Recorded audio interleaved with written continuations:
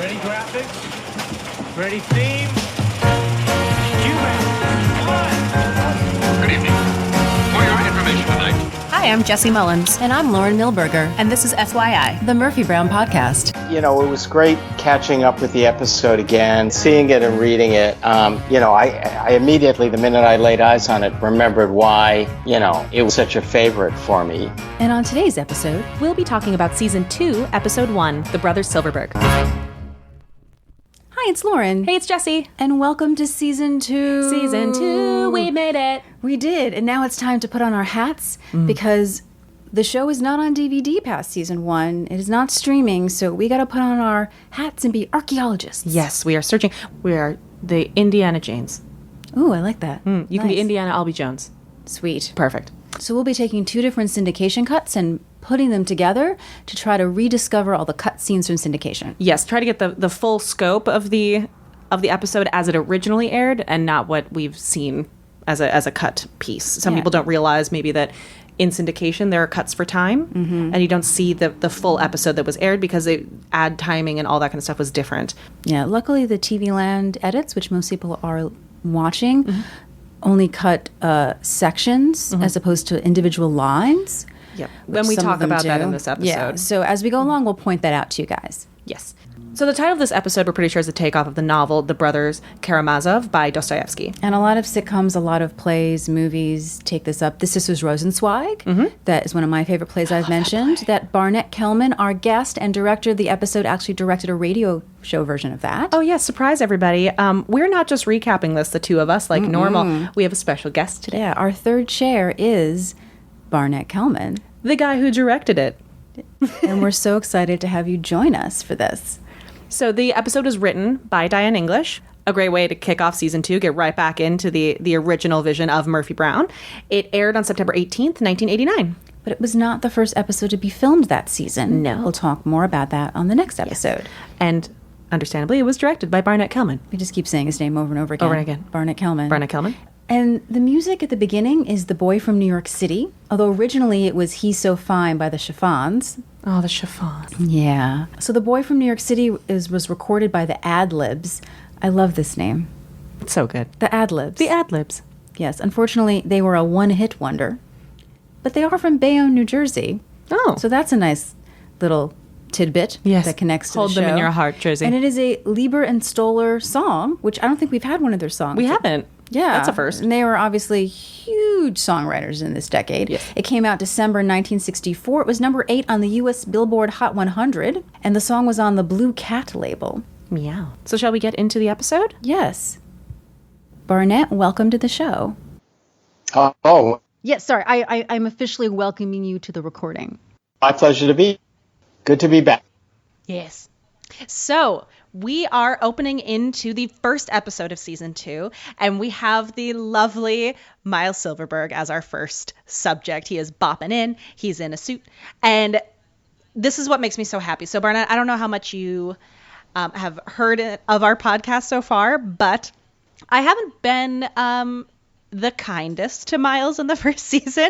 I was a little disappointed in Miles because he hadn't yet developed into the Miles that I know and love from later seasons. And we talked a lot about kind of Grant's adjustment into Miles, when Miles really seemed to sing and find that true Silverberg quality, and when he'd seemed to kind of backtrack a little bit in development.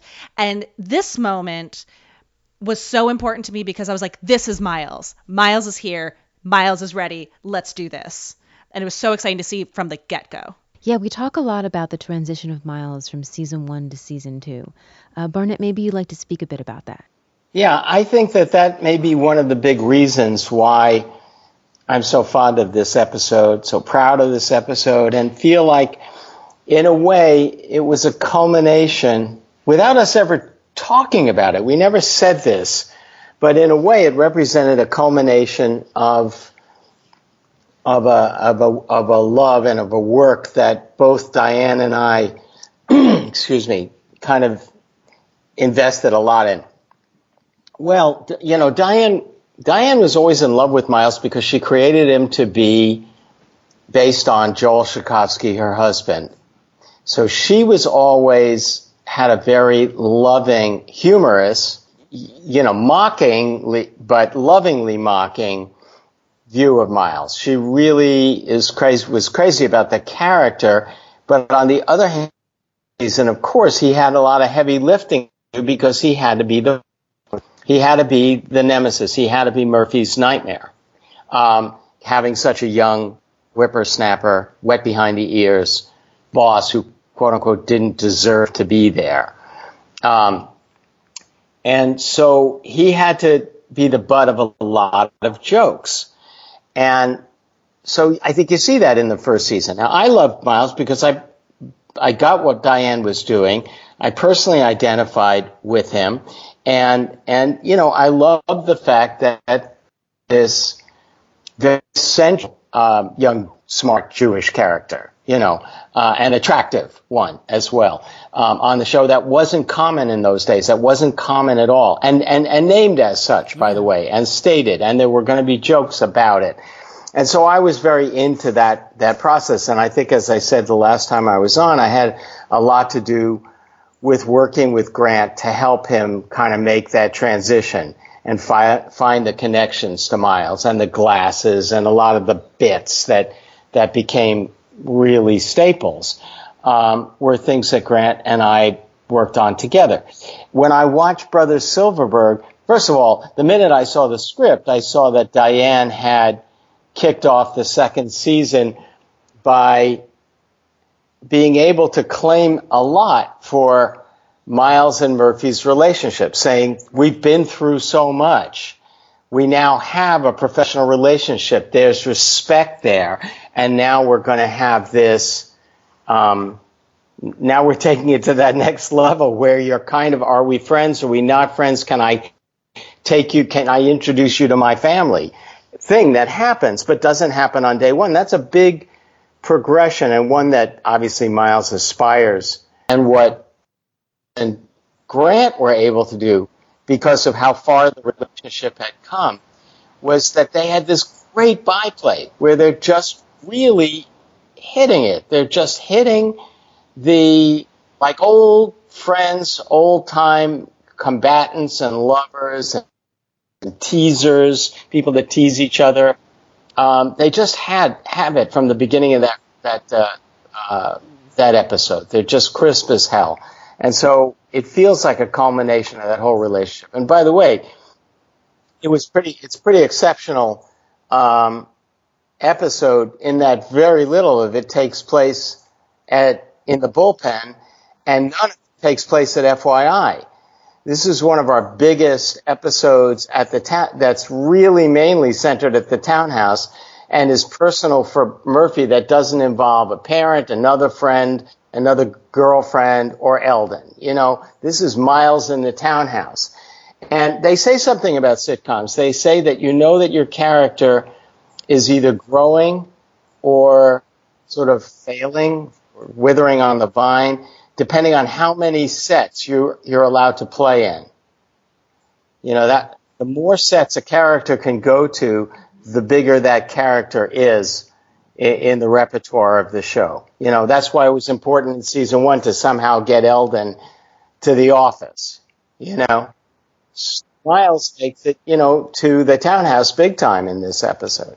Anyway, I was just saying, I think it's a very, very economical cold opening that he plays perfectly, and everybody plays their part. Everybody takes a great shot at him, and I love the way he sort of wanders in and gets hit one side, then he gets hit on another side, then he's surrounded by those two guys, and then Murphy comes in and delivers the final blow. I mean, I just kind of love it. Mm-hmm. Yeah. So, yes, we open on Miles, and Miles is making his way into the bullpen, and he is looking very dapper in this lovely suit that we see him in, and oops, he has a tag on. One of the things I really like that shows like the quality of it is that it's one of the tags that's put on with a pin, like a safety pin, rather than a plastic rippable style, which says something just prop wise about like the level of fanciness that Miles has put himself in. So as he walks in, he seems very proud of himself. He's like a kid on the first day of school. He's got his new suit, his new outfit. He can't wait to show his classmates, or his coworkers, how well he looks in his new stuff. It's not just about impressing Josh. It's also impressing the people that he works with as well, because he's very excited about the suit. Yes, and it's that moment of you, even if you hadn't watched season 1, this walk in that he does, you know who this guy is. And you know that the kid that he's kind of doing a grown-up impression of. And it's that moment of you're so proud of your back to school outfit. And then Miles has that classic moment of the thing that you thought was really cool and remaking yourself immediately becomes a joke. So he meets up with Corky, who's in a nice teal blouse. She's got this silver black pattern vest, looking great as Corky does. And the second she sees him, she very empathetically asks if it was someone close to him. Which really throws off Miles' groove. Like, Miles' groove is already going down. And what I love about what Corky does in this moment is that she's so caring and then laughs in Miles' face. And it's such a great introduction to season 2, because I feel like the gang's really finding their dynamics in a solid way. And that relationship between Corky and Miles, I enjoy so much. And we're already seeing the ribbing and the fact that this woman who maybe would have actually treated him like a boss is already making fun of him like the rest of them. Oh, and then when they come in, he sort of sprouts up like a puppy. Like, look what I got. Look. He is. Miles informs everyone very proudly that he got himself a Brooks Brothers, which is top of the line. And it's kind of his Miles 1980s version of like treat yourself. And he's going to show his brother that he's doing pretty well for himself, which as a youngest child, I definitely understand that need to like show my siblings that I'm doing really well, even though I know they can see right through me. So Corky laughs at him, walks away, and Frank just kind of throws away this line of, "Oh, so you bought that suit, ... And then Jim, our resident suit man, comes over to support the young buck. And this is jumping ahead a little bit, but one of the best parts about this joke about Miles' suit is that later Josh has the suit when we meet Josh. Right. The suit of the day. I mean, Armani was so much of that moment. It was all about Armani at that moment in time in fashion in America. So Josh was doing the right thing. Of course, Jim is talking in terms of kind of Savile Row, like this World War, almost World War II. He's obviously not World War II generation, but that kind of foreign correspondent who bought his suits in England, Bespoke suits, the silk lining. It's just great. Every character has its own, their own particular way of humiliating Miles. Jim's is actually, he's trying to help him. He's trying to lob him something that's supportive. So is it a silk lining? No. Hand stitched lapel? I don't think so. Double seam. And eventually he has to just walk away with looks nice. And that's sweet, classy Jim, just trying to do the right thing.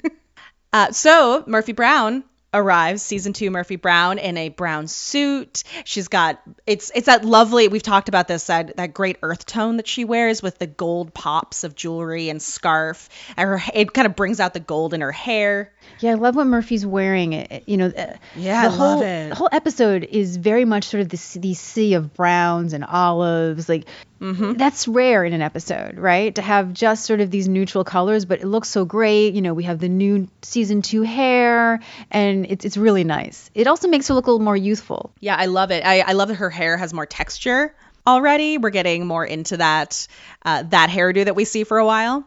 A lot of these setups for taking down Miles all start with what seem to be maybe supportive, and another one with Murphy saying that she's impressed. She's impressed that someone 25 years old can still fit into his bar mitzvah suit. And it's a great season setup of kind of recapping these people in that by dropping his age in that kind of comment, it resets the dynamics for you without, again, one of the things I love about the show is without exposition dump. Yeah, I really love the bar mitzvah joke, obviously. And it's really sort of a setup that they still have this sort of playful relationship. They're not necessarily adversaries all the time like they have been at the beginning. Yes. And Murphy heads to her office And we see the first secretary of season 2. I have labeled the beer bro. As Murphy walks by, he drinks out of a can of something, ? Smashes it, burps, and Murphy doesn't even try to engage, and she just keeps going. So it's interesting because Jesse, you called it, you call him a beer bro, right? And it says in the script that it's a soda, and that really threw me. Me too. The script says it's a soda, but obviously we don't address that question on stage because we don't show you the can. And so we're playing it like it's a beer, and the burp, even though you could burp after a soda. I mean, actually, that's a crew member. That is one of the dolly grips. Oh, that's awesome. Oh, that's cool. We didn't know that. Yeah, no, he's one of the guys, and he was this gigantic, scary looking guy who, of course, was very sweet and very quiet and beloved to us.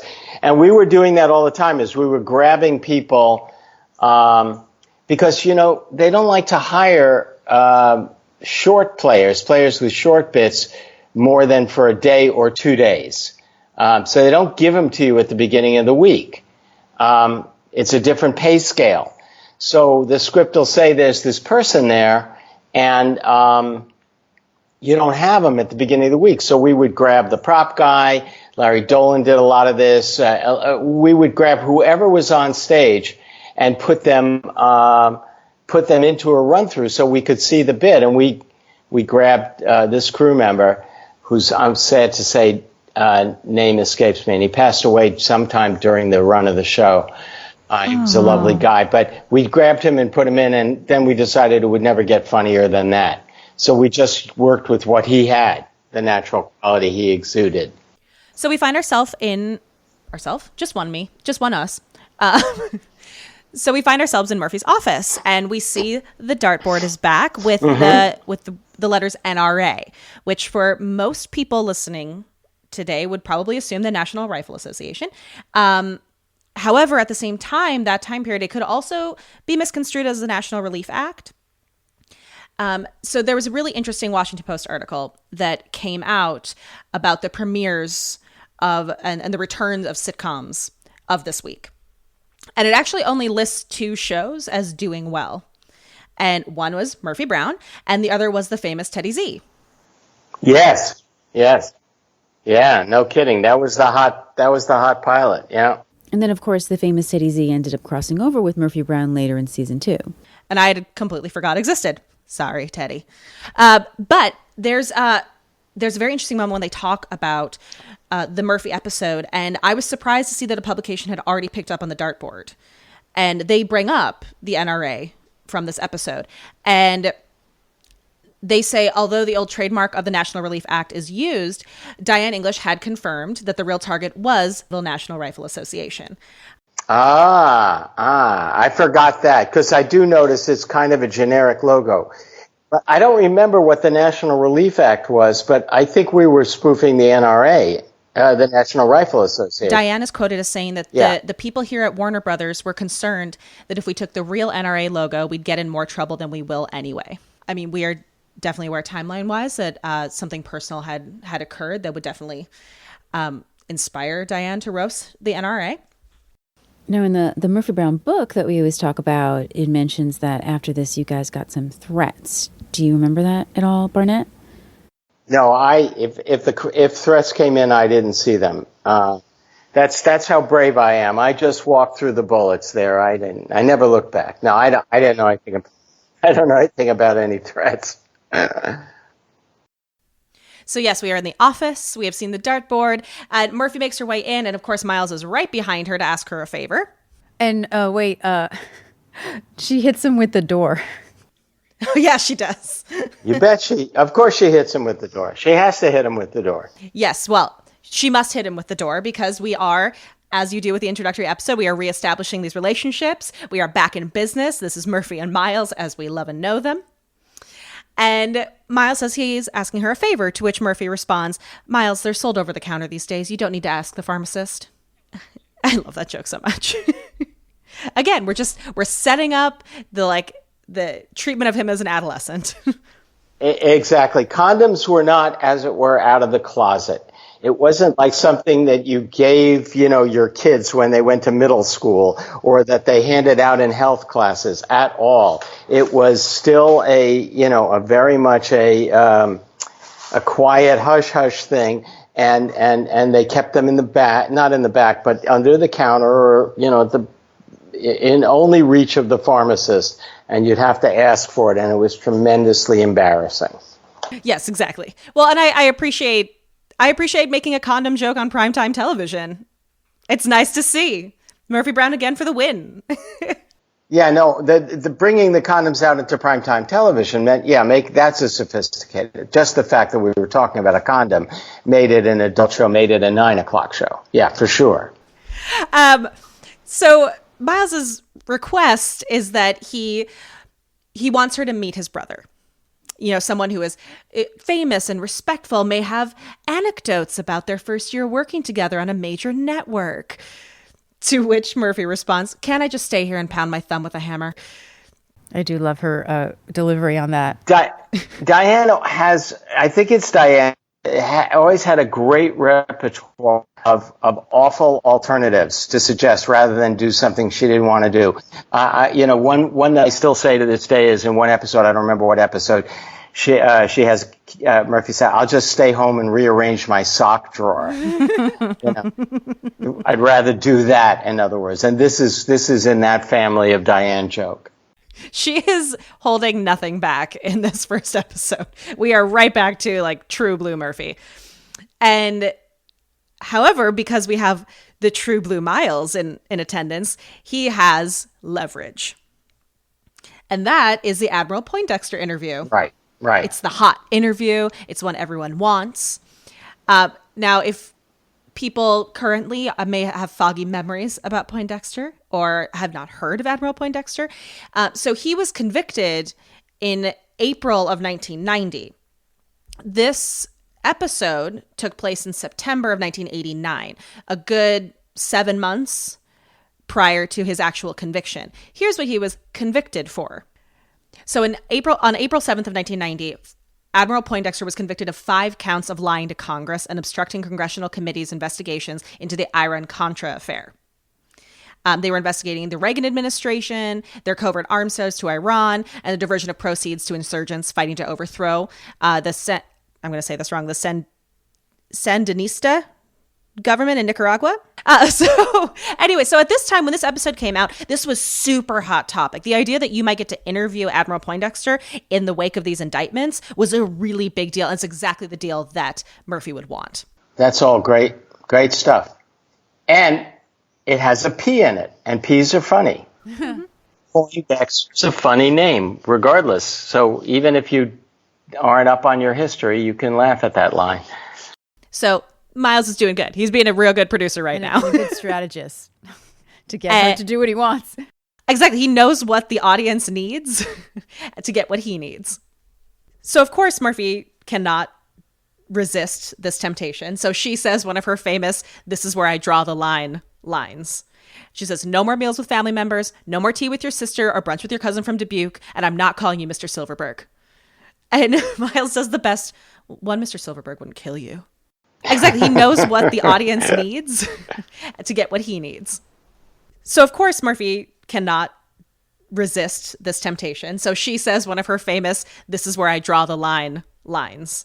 She says, "No more meals with family members, no more tea with your sister or brunch with your cousin from Dubuque, and I'm not calling you Mr. Silverberg." And Miles says the best, "One Mr. Silverberg wouldn't kill you." I love that when he leaves when he says that, because then she does this great smile, which again is reflective of their new relationship. And it's like, yes, I like you, right? It's incorrigible. Yeah, but only as he's closing the door. She's not going to say it to his Well, to this his is face. something that we've talked about how this episode, it's called The Brothers Silverberg, but it's not really about the Brothers Silverberg. No, it's about Murphy and Miles. Exactly. Yeah, and it's their relationship and how that manifests with the very delicious John Tenney as Josh. I was very excited to get to this episode. I very much enjoy John Tenney on my television or film screen. Yeah, well, he's your type because you like Jake. I do. He's very much in the Jake. Jake mold. is great. They're both buddies of mine. John, I saw John not too long ago. He doesn't look much different. He's aging very well. If you see the recent film of The Seagull that just came out this year, with Annette Bening and Saoirse Ronan, and John Tenney is in that, and he does a wonderful job. And he's still John Tenney. He's still hunky, and he's still smart. He was perfect casting for this. Well, he's very hunky. The second I saw him on the screen, the first thing I thought was he's the hot dad from Lassie. I'm not familiar with that one. There you go. I was too young to find him as the hot dad, but I can't help myself. It's what they do to me. It's the good hair. It's the J with the good hair. That's my type. I mean, and skipping ahead a little bit, because we're talking about the fact that Josh is exactly Murphy's type, it really made me laugh because in the script, when they first meet, it says there's a beat, an immediate chemistry here. But that shouldn't be a surprise knowing Murphy's penchant for tall, dark Jewish guys. That's what Diane wrote. That's exactly what. Yeah. It's a good hair. It's the J with the good hair. That's my type. Yeah, Murphy's type are tall, dark Jewish men whose names start with letter J. There you go. Same as if since we're doing a deep dive into Diane's brain, same as Joel Tchaikovsky.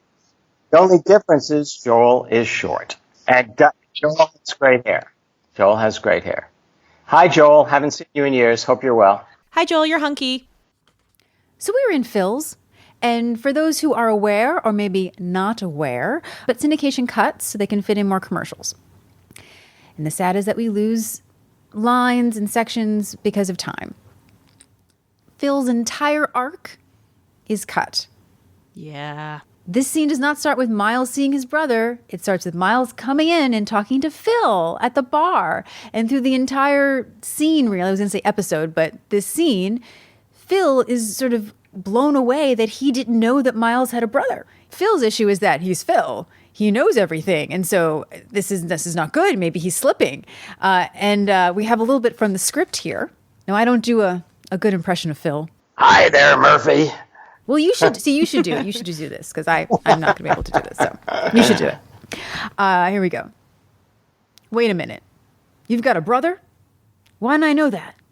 Not that I'm expected to know everything. It's hard enough keeping track of who's in, who's out. Those new Dan Quayle limericks. Ding. I'm 66 years old, Miles. The pressure's starting to get to me. And eventually Phil thinks that maybe he should let go of Harry Truman's hat size. Yeah, it's sad. It's sad. Full disclosure, I mean, we would always fight to keep stuff like that and make sure that in this day and age, you would never get that beat in on day one. It would never have been filmed because there's so much pressure. We had more time. We had more story time. And aside from anything else, that's called servicing your characters. In other words, that's keeping Phil alive and reminding the audience what are Phil's qualities and keeping him alive for the next time when you really need him. And so Diane's doing a great job of servicing Phil, but it's also, quote unquote, the downbeat on the scene before the story part gets going. So it is cuttable. And that's how it got cut in syndication. You guys have had the ability to read the script, and there's no question that the full palette, the full scope of Diane's story is richer. It's a shame that these things have to be cut. Yeah, it was really interesting reading the script because there's this whole scene between Murphy and Frank and then Jim and Miles that didn't even make it to air. Well, remind me though, the section where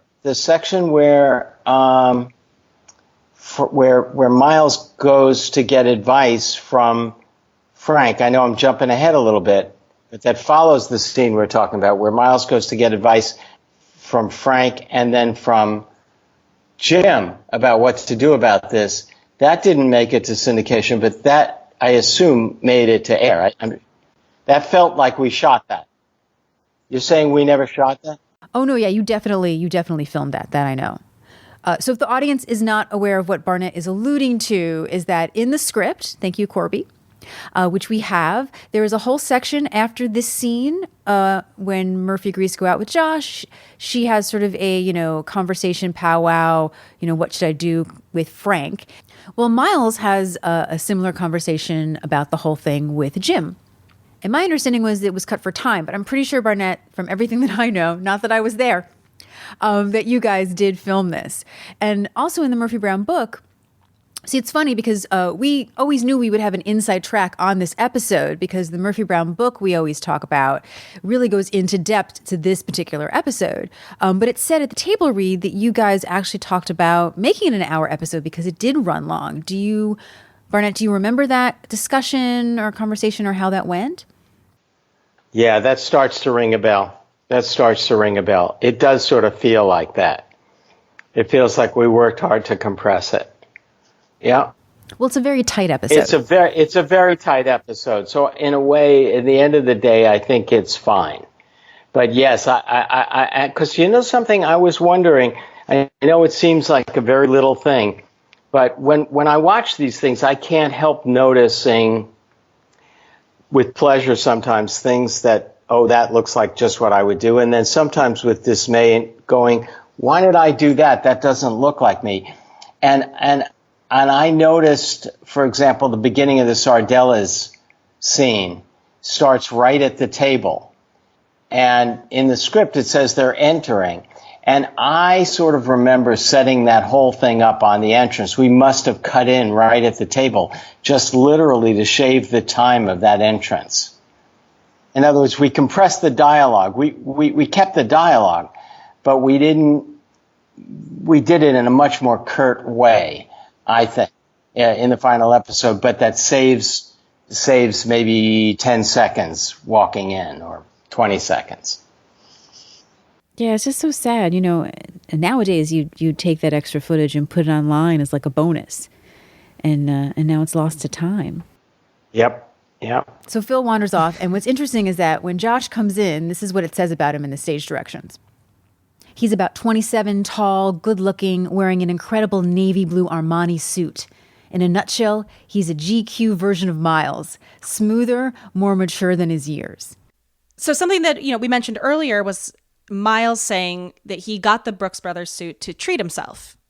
And this comes back quite sharply because Josh is wearing that Armani suit and he refers to it as treating himself to this thing. And as a younger sibling, this hit me really hard because there's this whole element of you're trying so hard to look as good as, or what you feel is as good as what you consider your older, more accomplished sibling. And of course, this is all perception based. Their relationship, they both see from their perspective, probably not actually their honest dynamic.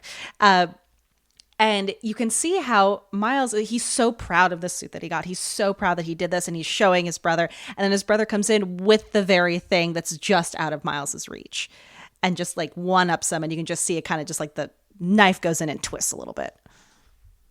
Yeah, and I don't know how successful or how well Brooks Brothers, is managing these days to kind of rebrand themselves, but they seem to have managed to become a lot hipper now than they were then. But at that time, they were classic, but as safe and as boring as you could get. And that's the way Miles went. Sociologically, for Miles, coming from where he came from, presumably, possibly went to Harvard, possibly the first in his family to go to college, but certainly the first in his family to go to an Ivy League school. Brooks Brothers was having arrived for Miles. That's a real sociological correct note. So Josh and Miles have this big sort of macho hello, sort of this male bonding, bro stuff. We find out that Miles' nickname is Scooter. It's so cute. I was just going to say, I love that it's Scooter and that his other wish was to be Scoop. It's just Miles got this scoo thing. when they have, a discussion about the suit, we find out that it's Armani, as we talked about, that's a really big deal. And we're really setting up their relationship. This sort of, he's always a couple of, like we said, like a couple of steps ahead. But Josh is, he's not a crappy brother. He's famous brother. He refers to Miles, like there's really a love there. I don't think that they're competing on purpose, which I think is lovely. There's a really sweet posturing that's happening. Even the way Miles, it's like my town, my burg, my beat. Like there's this certain like bravado that they're both kind of putting on, but not in a toxically masculine way. Yeah. It's very sweet. It reminds me of when I was like on the paddle boat with my nephews once, and they both were like arguing with each other about who was a better runner to impress me. But it wasn't to take each other down as much as just trying to feel like they're a valid part of the conversation. Yeah. The love is still there, and it's really endearing to watch. And there's also sort of a subconscious natural, competition. You want to impress the people that you love. Exactly. So it's not really competition, I guess, but just be like, hey, I'm doing pretty well for myself. Particularly if Miles has always felt in the shadow of his brother. And you can tell, and this is a little spoiler for in later when Josh is talking to Miles about how he feels about him, but they're clearly the person that each other wants to be impressed by. Like clearly Josh wants Miles to be proud of him, and Miles wants Josh to be proud of him. Yeah. And it's really fun. Yeah, well, the thing we get right away is that for Josh, it's kind of effortlessly smooth. And for Miles, he's just got a sweat for everything. Miles is always schwitzing. He would not be funny if he wasn't schwitzing. And working that out, Grant, in this episode, one of the pleasures for me watching it is seeing that way more than at the very beginning, Grant really had learned how to schwitz. He had learned how to sweat it out. He had mastered his own version of his tantrums and of his sulks and all this kind of stuff. And it gives me great pleasure to watch his performance in this episode. He's so wonderful in this episode. Well, and I think that was key for me watching the growth of Miles over the first season, was that by the time we get to this point, I find myself no longer, I guess the best word I can think of is annoyed by his antics, because they really do seem to come from a grounded, real place within Miles. Whereas before, I think I was seeing that growth into schwitzing. Before it was tantrums and kind of whiny voice as he was trying to find it. And while there are plenty of moments of heart tugging, this is the moment where I go, okay, this is what they were looking for. This is the place where they found it. And it's just charming. That is exactly how I feel. I mean, when we last talked, we were still talking, we were talking about the end of the first season, but when I watched the pilot, and I'm very grateful for the fact that it was received so well and that there was so much good stuff in there that people could see in all the characters and in all the work that was going on and certainly in the writing, all the potential of the series. But I see a lot of effort in all this regard. The fast talking, I see it done with effort. I see the attempt to reach for that front page style, but not necessarily really being on top of it. And then in this episode, their behavior, Murphy, Candace and Miles and everybody just seems to be doing this effortlessly. They're thinking, they're in the moment at the same time as they're rattling off these jokes. It just doesn't seem like jokes to me. It just seems who they are. Yeah. Yeah. So they make their way over to the table, and Miles, wants to take his brother out, and he's going to get them dates. And Miles is very excited. He got them a reservation at Sardella's. Ooh. See, I love Sardella's. I love the idea of Sardella's. I love anything where something is specific to a world, and this is part of the Murphy Brown world, and it just sort of gives me a warm feeling. It's funny because I have this odd recollection of a little bit of disappointment because we had a wonderful, well-known, deeply accomplished production designer, Roy Christopher, and he had created these fabulous sets, which I was lucky enough to be able to stage on all the time, and he was always surprising us. But we had these really big standing sets. I mean, Murphy's townhouse, for the amount of time we're in it, is a huge set. And then we have the FYI set, and we have the bullpen. So and then Phil's. So all these sets that are up all the time took up a lot of stage space, and we didn't have that much room for what they call the swing set, the guest set of the week.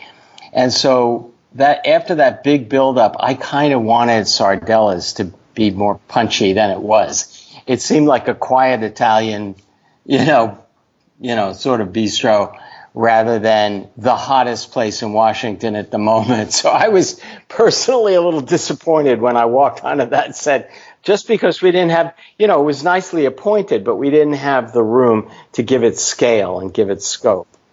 Oh, no, it didn't seem odd to me at all. I just figured that the place was narrow and they were sort of in the back. It warms my heart to know that viewers are more generous than I am. Yeah, same. I got the impression that, especially because, it's Murphy Brown, like she probably doesn't sit with the normal people at the front of the restaurant. They're in the back room. I wasn't taken out of it at all. Made a reservation for cuatro. I feel like, to me, I think that Miles is like channeling Antonio Banderas of the 80s. Oh, maybe. And 90s. I think he's trying to do like that was definitely a like very sexy time to be a Spanish speaking man. Well, Miles is going to get Josh a date, hence the cuatro. But Josh doesn't seem super like into it, but Miles feels that he needs to help his bro out because apparently he always helped him get dates to every single dance known to childkind. Yes. And I love how Miles just sort of deflates as he, tells each individual dance, prom, school event. It's really sort of beautiful. And then we find out that the two of them have the same taste in women, which is a little weird.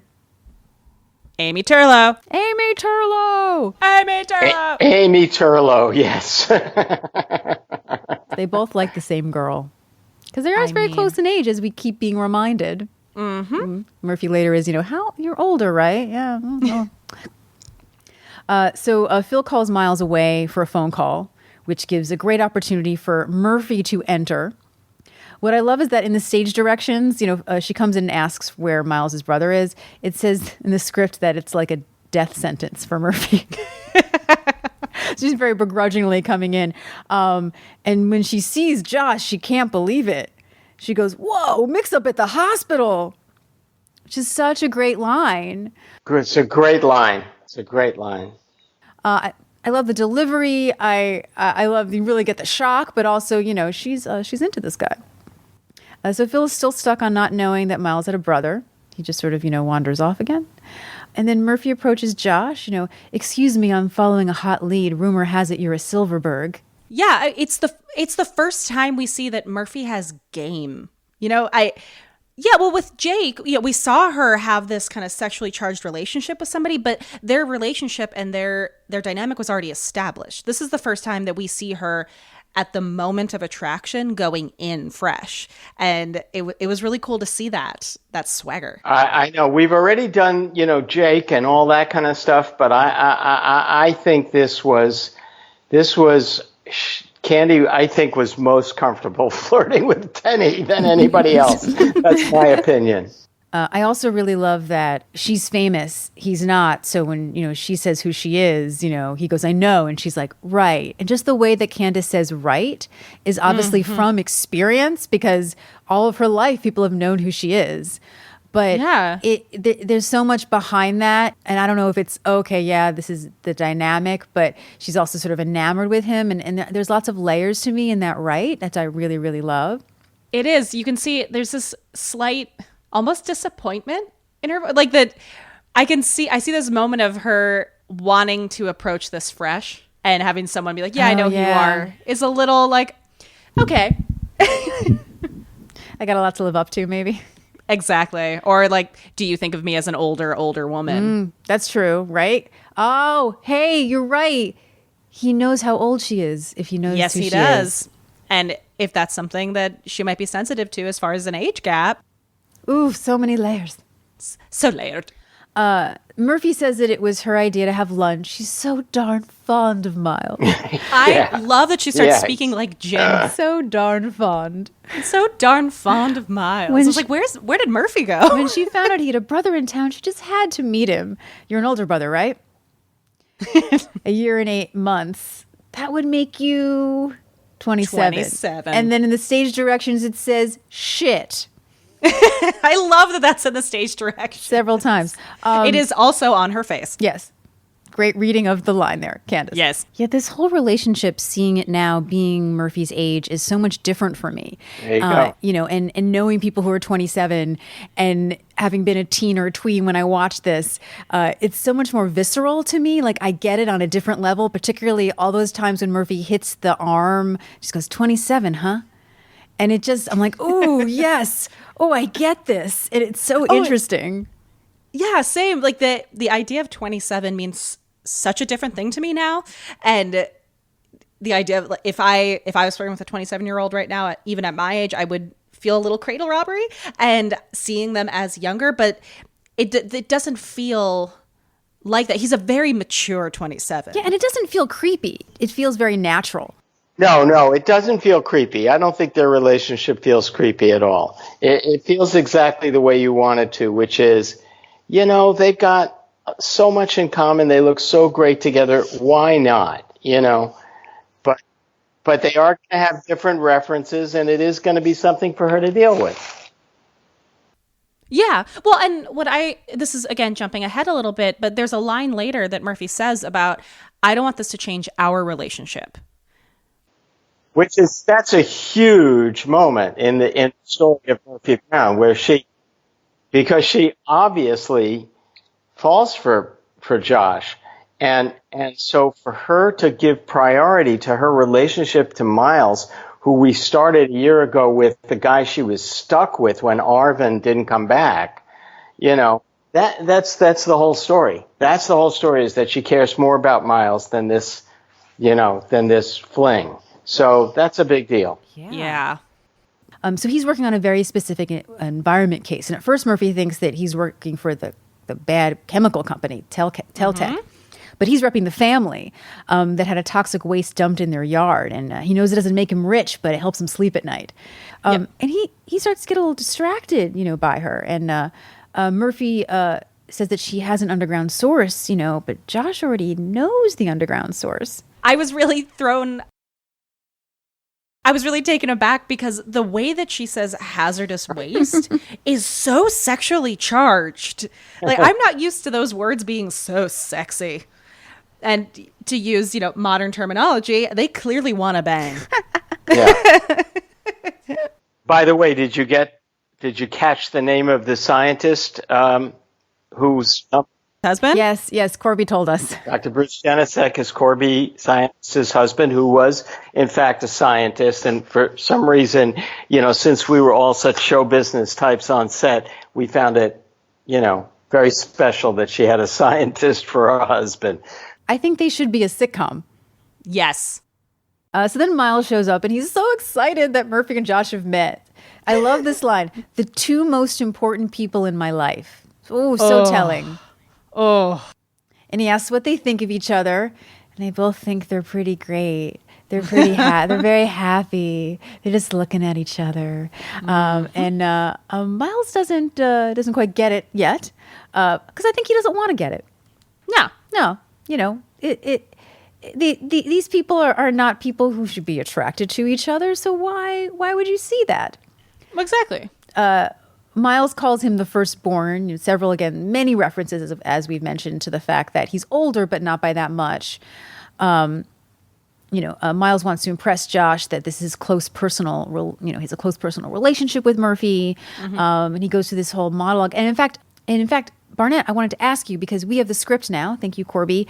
And in the script, it has the whole sort of monologue that Miles is trying to impress Josh with, but Josh is just staring at Murphy. He's not really paying attention, and how the relationship sort of built. And, you know, it took a lot of time. You know, I'd say around the time of the Ollie North trial, we really broke through the barrier. He's trying to be very impressive. And he says, I had to make a very tough decision about, and it says ... And then he notices that Josh is staring, but the line is, he says, a tough decision about her conduct. Now, as actors, many times if, the pause is not happening yet, or the rest of the action, or you want to fill it, you will add lines sometimes. So I just sort of wondered if that was Grant remembering this from season 1, because this has to be a reference to the fact that he has suspended her because of her conduct, or something that sort of they remembered as part of the, canon and brought it up. I know it was a long time ago and it's a small thing, but I don't know, Barnet, if you remember that. No idea. No idea. I figured. So Josh apologizes, but he's a big fan. He really respects her work. And Murphy does that, lowering her head and goes, "Oh, get out of here." Like she's, and then giggles like a teenager. So demure. Oh, it's beautiful. And then Miles is confused, so he calls her on it. And Murphy denies giggling. She didn't giggle. I'm not giggling, she says. I don't giggle. So Murphy changes the subject after she scolded Miles. How could he not tell her that Josh is an environmental lawyer? It's the most important issue of the decade. And then the two of them kind of lean into each other, and it's like Miles isn't even there. Josh offers his time to sit with her, but Miles doesn't think that Murphy has the time. Murphy says that she can make time. Josh she says, can. Right. And Josh says, well, they have reservations at Sardella's. Does she want to join? And she would love to, if it's okay with you, Miles. And then Miles gets it and has a tiny freak out in the Miles way, but trying to hold it in and not faking it very well. And he says he's okay. He's fine. It's not like it's going to be a double date. No one's really dating here. And Miles' words is that he loves it. But he does not love it. Because he notices how Murphy and Josh are now staring at each other. Yeah. Yeah. He's in denial. He is in big denial. So we'll see you in 2 weeks For the second part of this episode of FYI. the Murphy Brown Podcast.